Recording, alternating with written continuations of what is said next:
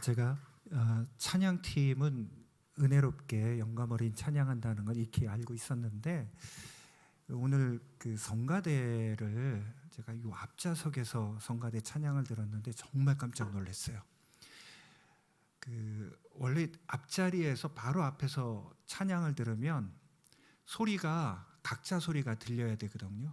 근데 각자 소리가 안 들리고 소리가 한꺼번에 뭉쳐서 바로 앞자리에서 들을 수 있다는 것은 성가대가 굉장히 실력이 있다는 겁니다. 여러분 아셨어요? 정말 놀랐습니다. 이 앞좌석에서도 소리가 흩어지지 않고, 혹시 모르죠, 또 앞좌석에 계신 분들이 다, 그러니까 앞열에 계신 분들이 다 금붕어로 그냥 입만 뻐끔 그건 아니었으리라 믿고 정말 한 목소리로 찬양하는 소리 너무 은혜롭게 들었습니다. 저는 목사님이 소개하신 대로 지금부터 정확하게 20년 전에, 그러니까 2004년 12월에 목사님을 뵈러 신원당 그 상가 교회에 찾아뵀습니다.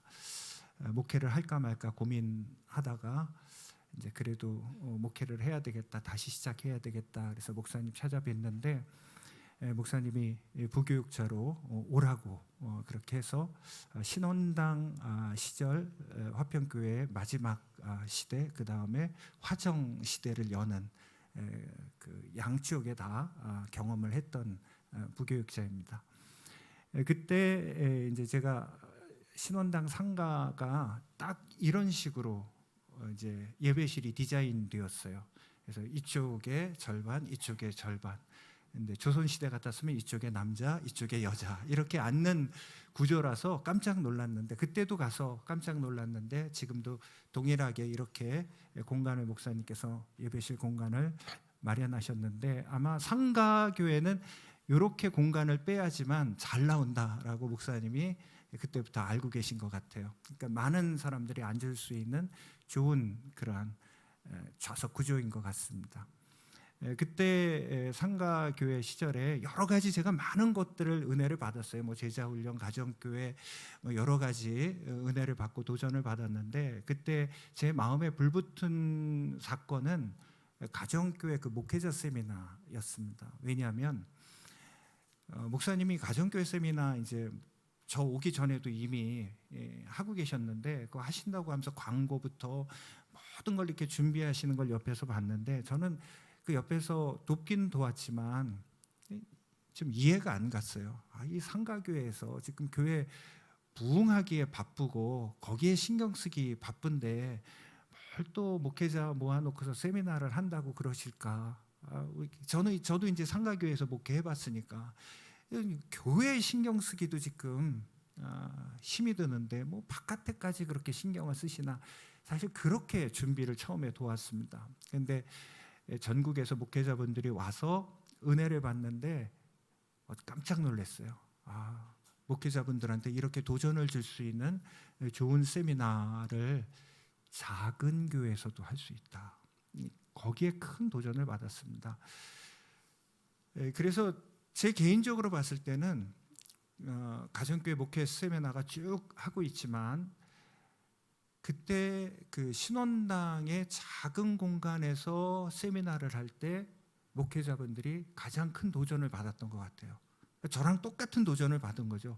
이런 교회에서 어떻게 이런 좋은 프로그램, 또 좋은 목회 철학을 가지고 목회를 할 수 있는가, 이런 면에서 도전을 받았고, 저도 그때 도전을 받아서 지금까지 20년 동안 목사님과의 만남이 축복이 되어서 제자훈련과 가정교회로 목회를 지금까지 해오고 있습니다. 제가 잠깐 20년 전을 돌아보게 된 것은, 우리 신앙에 있어서 가장 중요한 것이 역사를 잊어버리지 않는 겁니다. 역사 속에서 우리가 많은 것들을 배울 수 있습니다. 그래서 성경은 역사로 기록되어 있습니다. 모든 성경의 내용이 역사라는 그런 어떤 형식을 가지고 하나님께서 우리에게 말씀하시는 것이 성경의 기록입니다. 그래서 우리는 역사를 통해서 하나님의 말씀을 받기도 하고요. 또한 세계사를 통해서도 우리가 신앙적인 큰 도전을 받을 때가 많이 있습니다. 특별히 세계사에서 우리가 기억 기억하는 것 중에 한 가지가 홀로코스트 사건이죠. 나치가 유태인 600만 명을 학살하는 그런 사건이 역사 속에 있었습니다. 그것을 통해서 우리는 지금까지 많은 것들을 교훈받고 또 배우고 있습니다. 600만 명이나 되는 사람을 학살한다는 것, 이건 쉬운 일이 아닙니다. 정말 어려운 일이죠. 한 사람을 죽이는 것도 너무너무 힘든데 어떻게 600만 명을 학살할 수 있었을까? 그 이면에는 나치의 고도의 심리 전술이 있었습니다. 그들은 가스실에 집어넣어서 한꺼번에 학살할 수 있는 그런 방법을 만들어냅니다. 그러나 가스실에서 죽은 시체들을 끄집어내는 그것도 쉬운 일이 아니에요. 왜냐하면 인간에게는 양심이 있기 때문에 그렇습니다. 양심의 가책을 느끼기 때문에 매번 가스실에 사람을 죽인다는 것, 이건 정말 힘든 일입니다.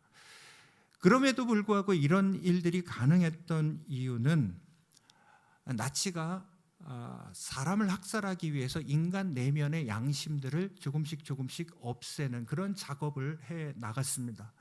그 중에 한 가지 방법이 뭔가 하면 수용소 시설에 배변 시설을 극히 제한적으로 둔 겁니다.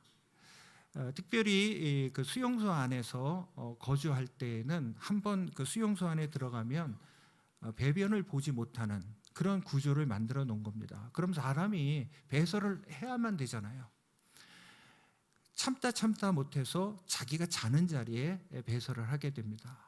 배설과 자기 배설물과 뒤엉키게 되면 사람은 자기 몸이 더럽혀지는데 그것이 한두 번 더럽혀지는 게 아니라 매일 더럽혀지면 그냥 그렇게 타성해졌게 됩니다. 그러면서 인간이라는 자존심이 무너지게 됩니다. 자기는 인간이 아니라 짐승이라는 생각을 갖게 되기 시작하면서부터 다른 사람들도 그 사람을 그렇게 봅니다. 그래서 나치가 학살하기가 그렇게 쉬웠던 겁니다. 짐승을 죽이는 것이 훨씬 더 쉽기 때문에 그렇습니다. 여러분, 노숙자들이 처음부터 노숙을 한 건 아니죠. 저는 노숙자 사역을 잠깐 한 적이 있었는데 노숙자들이 처음부터 다 가난하고 힘들고 어렵게 살던 사람은 아닙니다. 뭐 조폭 출신들이 노숙하는 게 아니잖아요. 거기에 보면은 예전에 대기업 임원까지 했던 분들도 노숙 생활을 합니다. 근데 어떻게 그런 분들이 노숙 생활을 하게 되는가? 집 없이 떠돌다 보면 씻지 못하게 되고 씻지 않고 더러워지면 자신이 인간이라는 자긍심을 조금씩 잊어버리게 됩니다. 그렇게 되면 사람이 자꾸 막말을 하게 되고 언행을 함부로 하게 됩니다. 그래서 저는 노숙자 사역을 이렇게 옆에서 같이 도우면서 그들에게 밥을 주는 것도 중요하지만 그들에게 밥보다 시급한 것이 있다면 그들의 몸을 씻을 수 있는 그런 장소를 제공하는 것이 더 중요하지 않는가, 그런 생각을 하게 됩니다. 씻지 않기 때문에 자신의 언행을 마구잡이로 하는 겁니다. 씻지 못해서 몸이 배설물로 뒤엉켜 있으면 인간이라는 자긍심, 자존심을 잊어버리게 되고 스스로 사람이라고 생각하지 않게 됩니다. 그럼 사람은 짐승처럼 언행을 하기 시작합니다. 그런 유태인들, 나치의 포로 수용소에서 살아난다는 것, 생존한다는 것, 그건 기적 중의 기적입니다.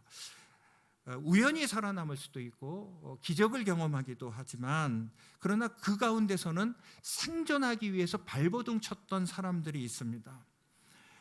생존 법칙 3가지가 있었는데요. 첫 번째 법칙은 물론 잘 여러분들도 알다시피 빵의 원칙입니다.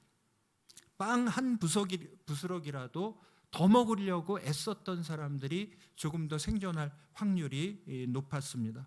요즘 같으면 우리들 같으면 이해가 안 되는 거죠. 요즘은 다이어트 하기 바쁜데 더 먹을 필요가 있는가. 그러나 생존하기 위해서는 빵 한 조각이라도 더 먹기 위해서 애를 썼던 겁니다. 두 번째 생존 원칙은 최소한의 움직임만을 하면서 살아가는 겁니다.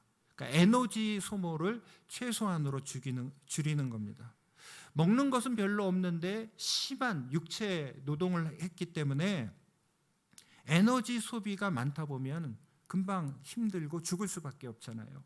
그렇기 때문에 에너지 소비를 줄여가도록 극도로 활동을 자제하는 거죠. 강제 노역하는 것만 피하면 나머지는 최소한의 육체적인 활동을 하는 것, 그것이 두 번째 생존 원칙입니다. 마지막으로 세 번째 생존 원칙은 놀랍게도 매일 씻는 거예요. 세수하는 겁니다. 세수하는 사람은 살았고요, 세수하지 않는 사람들은 거기서 죽어나갔습니다. 오래전에 어떤 책에서 읽은 내용인데요, 포로 수용소에서 살아남은 생존자들의 기록입니다. 오후 4시가 되면 커피가 배급되었다. 말이 커피이지 악취가 나는 따뜻한 물에 불과하였다. 그럼에도 불구하고 추위에 에너지를 빼앗기지 않고 체온을 유지하기 위해서 따뜻한 물 한 컵을 마시는 것은 본능적인 행동이다. 그렇죠? 이 본능을 거역하고 살아남으려고 하는 사람은 그 물을 다 마시면 안 되었다. 살아남으려고 하는 사람은 본능을 억제하고 그 물을 반만 마시고 나머지 절반의 물을 아껴서 세수를 하였다. 옷에 물을 적셔서 먼저 이를 닦고 그 다음에 차례대로 얼굴부터 온몸을 닦아 나가기 시작했다. 그러나 배설물로 더럽혀진 몸을 반 컵의 물로 닦는다는 것은 불가능한 일이었다. 엄청난 체력을 소모하는 힘든 일이었다. 그렇죠. 반 컵의 물로 온몸을 구석구석 닦는다는 것은 이건 너무너무 힘든 일입니다. 이렇게 힘들게 세수하고 몸을 닦는다는 것이 도대체 무슨 의미가 있단 말인가? 그런 생각이 들었을 때 씻기를 포기하는 사람들이 나타났다.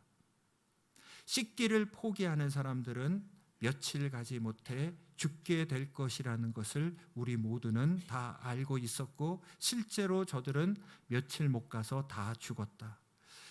여러분, 반 컵의 물로 배설물로 더럽혀진 온몸을 씻는다는 것은 이건 진짜 힘든 일입니다. 물론 그렇게 씻었다고 해서 다 생존한 것은 아닙니다. 그러나 그렇게 씻은 사람 중에서만 생존하는 사람들이 나왔다라는 사실입니다.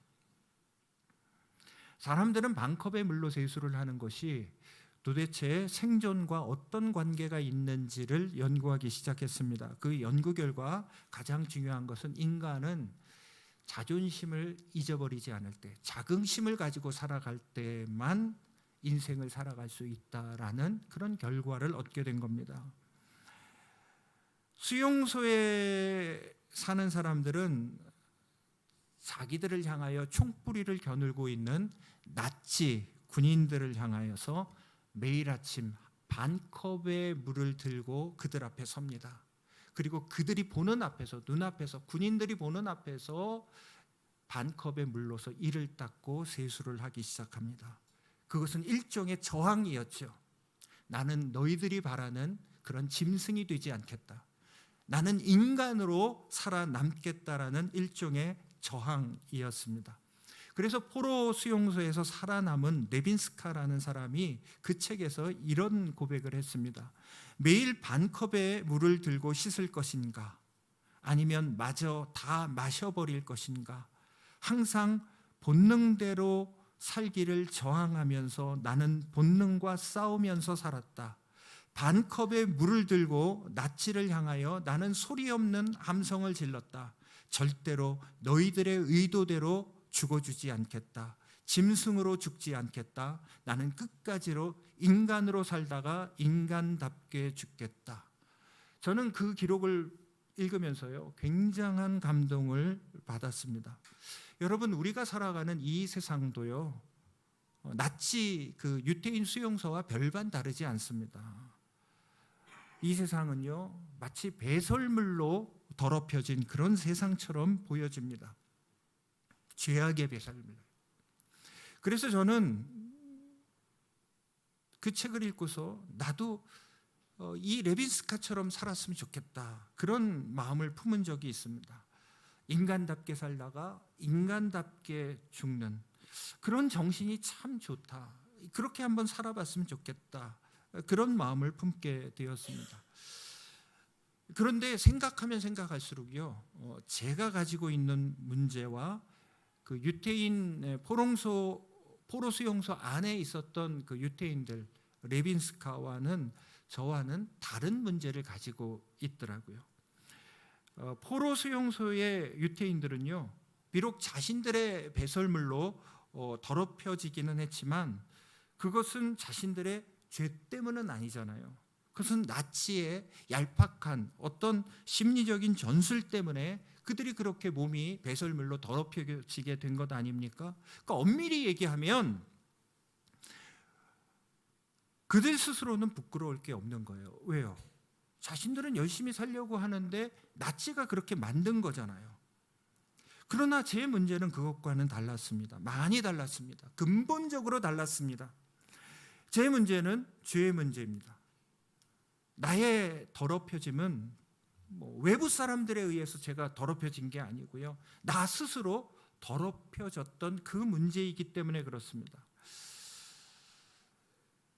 여러분들 앞에서 지금 제가 설교하고 있는데요, 이 강단에서 설교하고 있는 저는 사실 이 강단에서 설 만큼 그렇게 당당하고 멋있고 은혜로운 목사는 아닙니다.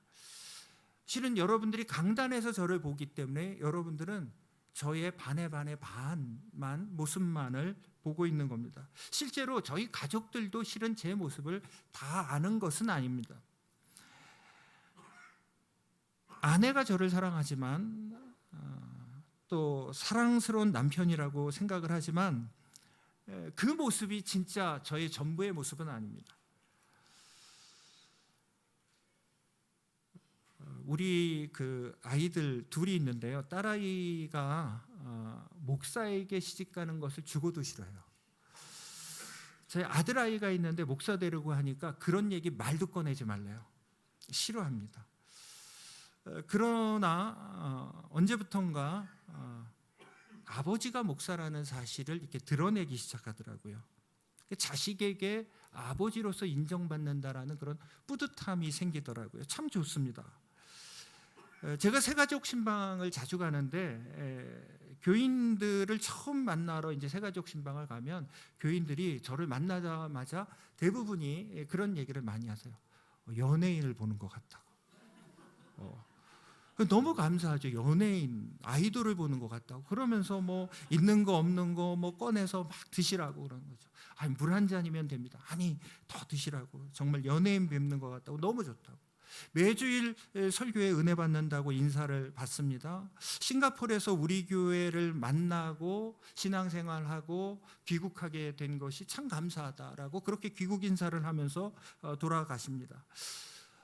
길거리에서 때때로 싱가포르 거리에서 저를 만나게 되면 목사님이라고 먼저 알아봐 주시고 인사해 주십니다.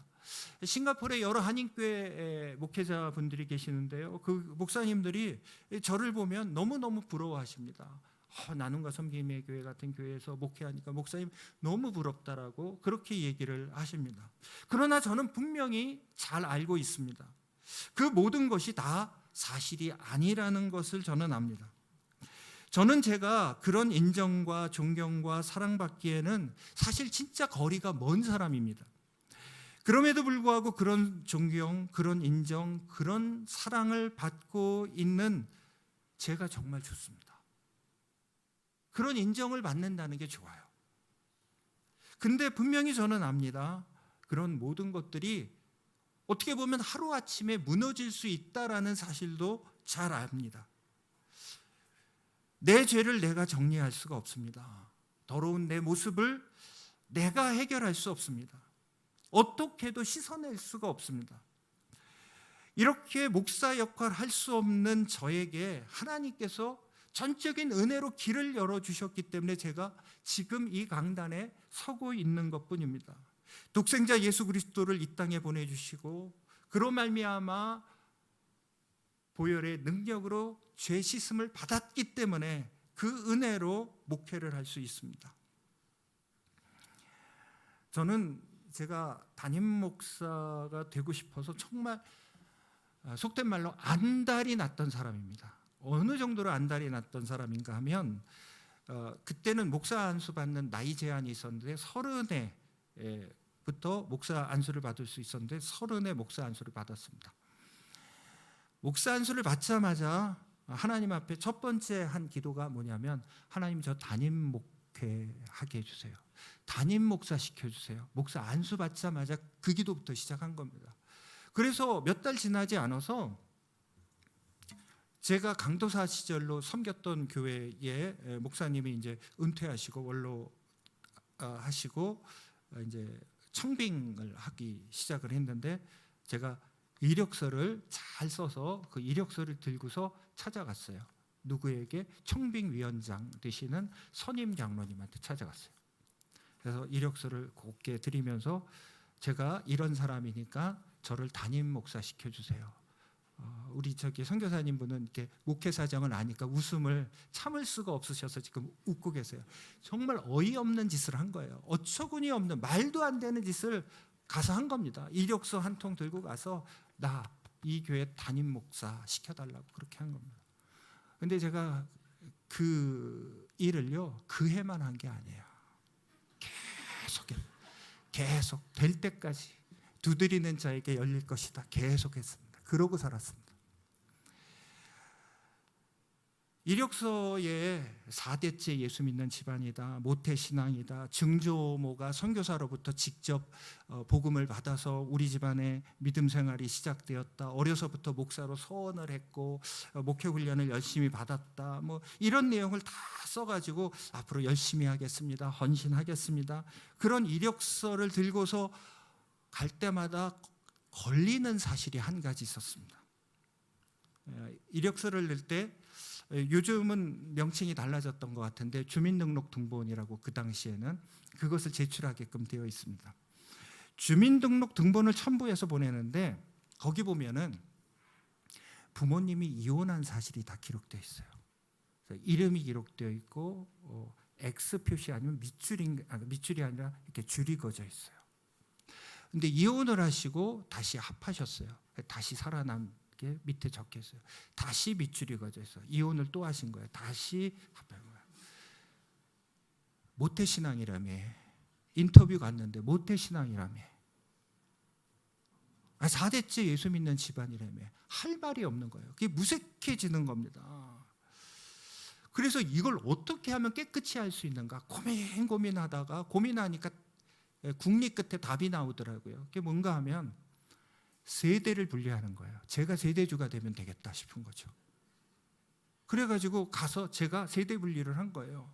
그래서 연희동 집에서 나와서 제가 그 당시 이제 용산에서 교회를 섬기고 있었는데 용산 그 집 주소로 세대 분리를 한 겁니다. 그래서 지금도 제 본적지 주소는 용산 그 주소로 되어 있는 겁니다. 그 주소지가 오늘날 제 집이었으면 제 떼돈 벌었겠죠.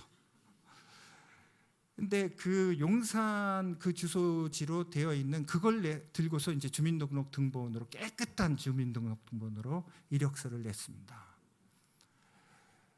2차로 서류를 요청을 하는 거예요. 2차 서류가 뭔가 하면 이제 건강 그 검진한 결과, 그 다음에 뜬금없이 호적등본을 갖고 오라는 거예요. 우리 호적등본을 아시는 분들은 호적등본을 가지고 왔더니 세상에나 호적등본에 그 모든 기록이 다 기록되어 있는 거예요. 심지어는 몇 월 며칠 날 세대 분립한 것까지도 기록되어 있는 거예요.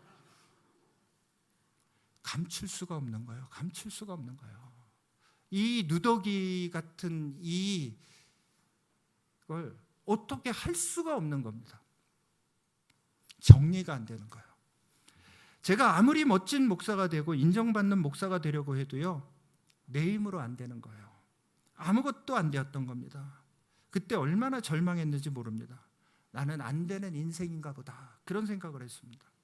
그런데 여러분들이 지금 보시다시피 이렇게 목사가 된 것은 전적으로 예수님께서 나의 죄를 대속해서 죽으셨기 때문에 그 은혜로 제가 이 자리에 서 있는 겁니다. 그가 찔림은 우리의 허물을 인함이요 그가 상함은 우리의 죄악을 인함이라. 그가 징계를 받음으로 우리가 평화를 누리고 그가 채찍에 맞음으로 우리가 나음을 입었도다. 우리는 다 양 같아서 그릇 행하며 각기 제 길로 갔거늘 여호와께서는 우리 무리의 죄악을 그에게 담당시키셨도다. 여호와께서 말씀하시되 오라 우리가 서로 변론하자. 너희 죄가 주홍 같을지라도 눈과 같이 희어질 것이요 진홍같이 붉을지라도 양털같이 되리라. 허물의 사함을 얻고 그 죄의 가리움을 받는 자는 복이 있도다. 영접하는 자 곧 그 이름을 믿는 자들에게는 하나님의 자녀가 되는 권세를 주셨으니 이는 혈통으로나 육적으로나 사람의 뜻으로 나지 아니하고 오직 하나님께로 난 자들이니라. 저는 찬송가 202장을 참 좋아합니다. 죄에서 자유를 얻게 함은 보혈의 능력 주의 보혈 시험을 이기는 승리되니 참 놀라운 능력이로다. 주의 보혈 능력 있도다. 주의 피 믿으오. 주의 보혈 그 어린 양의 매우 귀중한 피로다. 죄에서 자유를 얻게 할 능력은요 돈으로 될 수 있는 게 아니고요 세상 그 어떤 것으로 되지 못합니다. 학벌로도 되지 않고요 어떤 명예나 권세로도 될 수 없는 겁니다. 그는 미쁘시고 의로우사 우리 죄를 사하시며 우리를 모든 불의에서 깨끗하게 하실 것이요 우리가 깨끗하게 씻음을 받은 것은 오직 그분의 보혈의 능력을 의지할 때만 이루어지는 줄 믿으시기 바랍니다. 죄의 삭은 사망이다. 저는요 그것을 성경에서 읽어서 알 뿐만 아니고요 실존적으로 알아요. 경험해서 압니다. 반컵의 물이 아닌 십자가의 보혈로 의지함으로 그 은혜로 목사가 된 거예요. 그 은혜로 사람답게 살 수 있게 된 겁니다. 저는 그래서 바울이 고백했던 갈라디아서 6장 14절을 충분히 이해할 수 있습니다. 내게는 우리 주 예수 그리스도의 십자가 외에 결코 자랑할 것이 없으니 그리스도로 말미암아 세상이 나를 대하여 십자가에 못 박히고 내가 또한 세상을 대하여 그러하니라. 우리 죄가 비록 주홍같이 붉을지라도 진홍같이 붉을지라도 양털같이 희게 하여 주신 그 보혈의 능력에 의지했기 때문에 씻음을 받을 수가 있었던 겁니다. 이 능력만이 우리가 평생 의지하고 살아가야 되는 능력 되는 줄 여러분 믿으시기 바랍니다. 제 친구 후배 목사 하나가 그러더라고요. 알파라는 프로그램을 갔다 왔더니 내가 기도했더니 이빨이 금기가 되게 했다고, 그런 능력이 생겼다고 너무너무 좋아하더라. 얘가 정말 미쳤나, 어떻게 그렇게 정신없는 소리를 하는가. 얘가 제자훈련했던 그런 목회자인데, 여러분 생각을 해보십시오. 생리를 금리빨로 바꾸는 게 그게 뭐 대단한 능력이에요. 그렇잖아요. 그건 저도 할 수 있어요. 여러분 생리를 금리 만들고 싶습니까? 저한테 오십시오. 제가 단 3분은 제가 해드릴 수 있어요. 왜? 돈이 그것밖에 없어서. 돈 들이면 얼마든지 생리가 금리빨 만드는 건 누구나 할 수 있습니다. 그러나 금리를 생리 만드는 건 그건 하나님의 능력입니다. 그것은 천지를 창조하신 하나님의 능력만이 할 수 있는 일입니다. 우리 하나님은요 병을 고치실 수도 있고요 다른 모든 것들을 다 하실 수 있습니다. 우리의 부족한 물질도 돈도 다 채워주실 수 있는 분이 우리 하나님 되십니다. 그러나 하나님에게 있어서 그 능력은요 적은 능력이에요. 정말 적은 능력입니다. 하나님의 능력에 있어서 가장 놀랍고 크신 능력은 도저히 씻을래야 씻을 수 없는 나 같은 죄인을 깨끗하게 씻겨서 사람답게 살 수 있는 길을 열어주신 게 하나님의 최고의 능력 되는 줄 여러분 믿으시기 바랍니다. 여러분 교인들이 저를 향해서 목사님 해서 저는 당연히 제가 목사, 좋은 목사, 거룩한 목사인 줄 알고 사역했지만 사실 그것이 전적인 주님의 은혜라는 사실을 목회하면 할수록 깨닫게 되더라고요. 여러분 가운데서도 주변 분들이 집사님, 권사님, 장로님 그렇게 부를 때 알잖아요. 그렇게 불림을 받지만 실은 내가 그러한 사람이 아닌 것을 우리는 다 잘 알고 있습니다. 치명적인 죄가 있는데, 후회해도 어쩔 수 없는 죄가 있는데 그 죄를 깨끗하게 보혈의 능력으로 씻어주신 그 하나님의 능력에 힘입어 사랑하는 아내의 사랑받는 남편이 되고, 사랑하는 자녀들에게 존경받는 아버지가 되게 하셨고, 교인들에게 사랑받는 목사, 사랑받는 집사, 사랑받는 권사, 사랑받는 장로가 되게 하셨습니다. 이 은혜를 붙잡고 살아가는 우리 모두가 되기를 주님의 이름으로 축원드립니다. 아멘. 우리 기도하겠습니다. 자비하신 하나님,